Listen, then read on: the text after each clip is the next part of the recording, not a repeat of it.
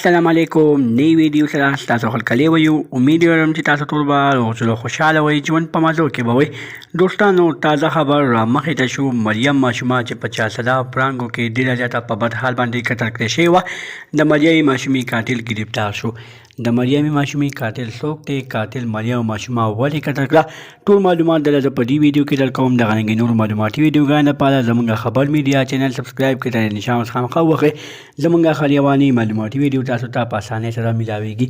مینوالو ډیره زیاته افسوسناکه دردناکه واقعه مخې ته شوې وه چې څلور کالو مریم ماشومه ډیره زیاته په بد حال باندې قتل کړې شوې وه د هغې مړۍ په چاره باندې قتل کړې شوې وه خو دوستانو د هغې قاتل نه معلوم تېره شپه د مریم ماشومې قاتل گرفتار کړی شو د مریم ماشومې قاتل بل څوک نه بلکې د مریم ماشوم خپل پلار راوخوتو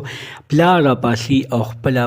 څلورو کالو ماشومه لور چې مریم نومې دی ډېره زیاته په بېدردۍ سره یې قتل کوي دوستانو دغه ظالم داسې کار ولې وکړو چې خپله د څلورو کالو مریم ماشومۍ ډېره زیاته په بد حال باندې قتل کړه ډېره زیاته په بېدردۍ سره یې قتل کړه اخر مریم ماشومې کومه داسې ګناه کړې وه خو دوستانو چې کله ترېنه پوښتنه وشوله چې تا خپله ماشومه مریم لور ته ولې قتل کړه نو بیا یې ورته په جواب کې وویل دغه ظالم چې له ما نه ډېره زیاته غټه کوتاخي وشوه ما ته به خلکو بار بار دا الزام لګوه په ما باندې چې تا مریم ناجایز اولاد دی دوستانو د دوی د والدینه مخکې دې سړي خپلې ښځې سره 3 میاشتې ناجایزه تعلقات ساتلي چې کله د جینۍ کورنۍ په دوی باندې پوه شول